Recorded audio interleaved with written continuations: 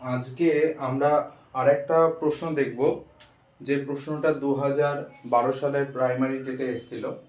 দেখুন, এই প্রশ্নটা খুবই সহজ একটা প্রশ্ন, কিন্তু এখানে একটা ছোট্ট টেকনিক ইউজ করা হয়, তাকে বলা হয় এলিমিনেশন পদ্ধতি।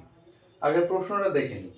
বলছে একটি আয়ত ঘনের ক্ষেত্রে n0 হলো তার শীর্ষবিন্দুর সংখ্যা। তাহলে শীর্ষবিন্দুটাকে আমি n0 দিয়ে রিপ্রেজেন্ট করছি এবং n1 ধারের সংখ্যা। তাহলে যতগুলো ধার আছে সেই ধারটাকে আমি বলছি n1 এবং n2 তলের সংখ্যা।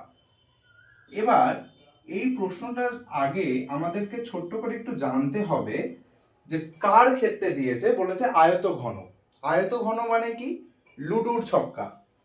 লুডুর ছক্কা কেমন দেখতে হয়? এখানে আমি একটা লুডুর ছক্কা এঁকে নিলাম। এই ছবিটা না আঁকলে আমরা কিন্তু আমাদের অঙ্কটা করতে পারবো না। এটা হলো একটি আয়তঘন। দেখো কি বলেছে, n0 মানে শীর্ষবিন্দু। তাহলে n0 মানে শীর্ষবিন্দু। কটা শীর্ষবিন্দু আছে? একটা, দুটো, তিনটে, চারটে, পাঁচটা, ছটা, সাতটা, আটটা।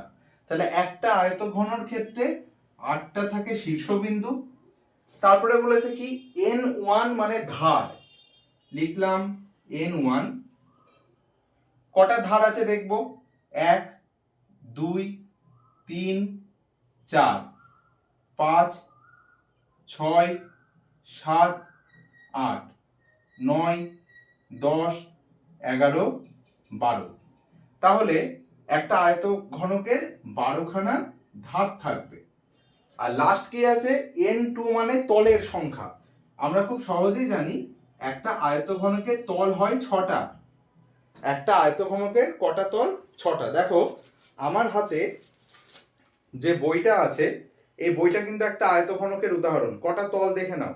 উপরে একটা, নিচে একটা, দুটো, আর চারপাশে চারটে, একটা, দুটো, তিনটে, চারটে। তাহলে 4 আর 2 টোটাল আয়তঘনকের তল হচ্ছে 6টা। এবার আমাদের এলিমিনেশন পদ্ধতি কি? এলিমিনেশন পদ্ধতি বলছে এখানে আমার 4টে অপশন দিয়েছে। এবার প্রত্যেকটা অপশনের ক্ষেত্রে আমাকে কি করতে হবে? মানগুলো বসাতে হবে এবং দেখতে হবে। প্রথম অপশনে কি বলেছে? n0 plus n1। n0 মানে 8 প্লাস n1, n1 মানে হচ্ছে 12 সমান সমান n2, n2 হচ্ছে 6 যোগ 2। তাহলে কত হচ্ছে দেখো? 12 আর 8 যোগ করলে হয় 20, আর এদিকে 6 সাথে 2 যোগ করলে হয় 8। তাহলে এটা হচ্ছে না। তাহলে অপশন এ আমার উত্তর হবে না। এটাকে বলে এলিমিনেশন পদ্ধতি। আবার পরের আমি অপশনে আগাবো। পরের অপশন কি বলছে? n0, n0 মানে 8 প্লাস n2, n2 মানে হচ্ছে 6 is equal to n1, n1 মানে হচ্ছে 12 প্লাস 2। তাহলে সমাধান করে দেখি। 8 আর 6 যোগ করলে কত হয়? 8 আর 6 যোগ করলে হয় 14, আর এদিকে 12 সাথে 2 যোগ করলে হয় 14। দেখো এই পাশেও 14, এ পাশেও 14। তাহলে উত্তর হবে অপশন বি। ঠিক আছে? তাহলে আমাদের উত্তরটা কি হবে? Option B.